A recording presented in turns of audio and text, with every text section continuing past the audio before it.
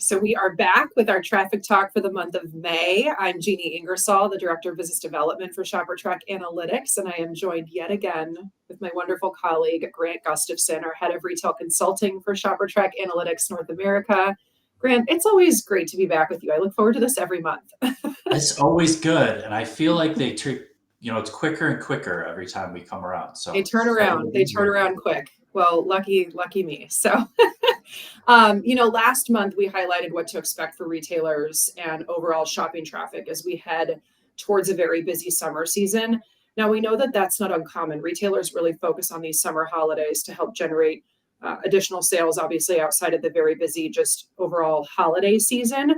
But this month, we're actually going to be focusing specifically on Mother's Day and Memorial Day and the shift that those traffic patterns bring when it comes to buying for gifts versus buying for experiences or preparing for upcoming travel.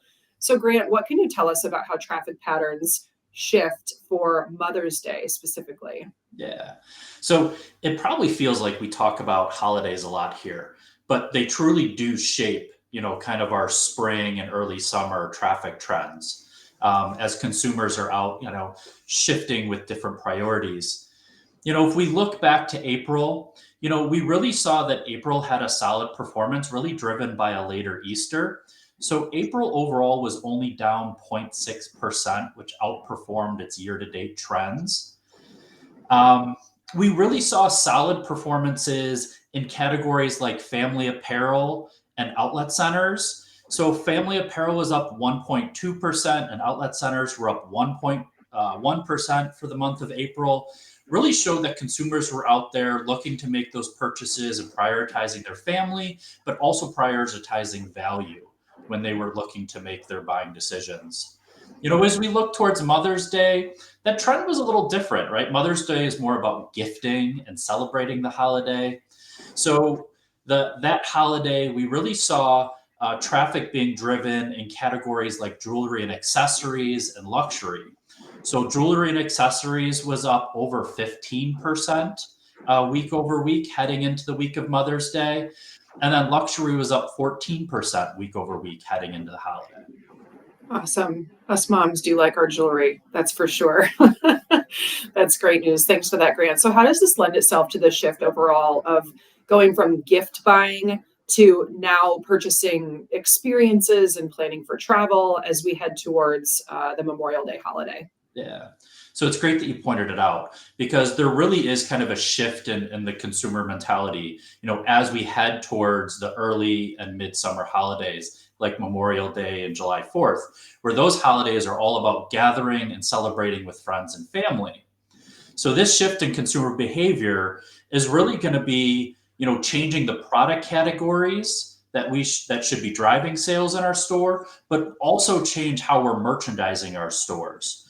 So if I'm thinking back to my retail days as a store manager, and I'm thinking about running a big box store, maybe a home improvement store, this is the time of year where I'm digging through my back room, trying to find every single last piece of patio furniture or really any of those seasonal items that I can bulk stack out at the front entrance. That's really trying to kind of create an atmosphere about celebration and the experience of the holidays.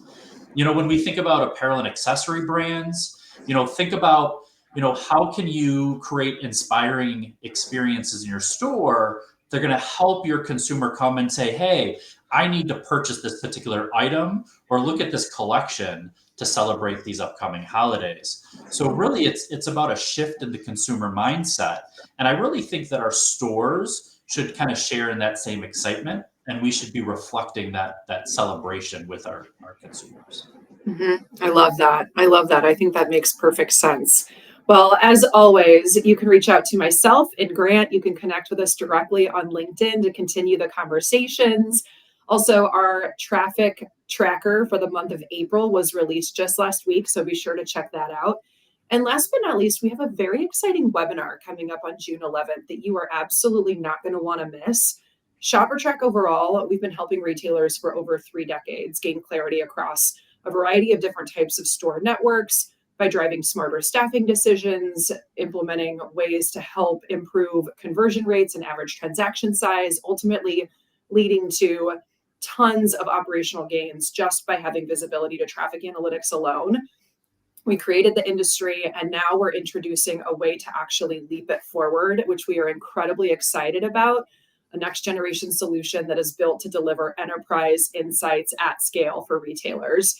Here's a couple things that makes what we're going to be talking about incredibly exciting. Things around employee exclusion, not having to wear any sort of wearables, a re-identification process that protects customer privacy, but also sharpens how we think about repeat visits and unique visitors. And last but not least, looking further into employee engagement and really understanding how to more effectively correlate service levels to ultimately drive that sales per shopper. So if you're interested in tuning in, be sure to register at the link below. Definitely will not want to miss this. Thanks, Grant. It's going to be an exciting summer, Jeannie. It sure is.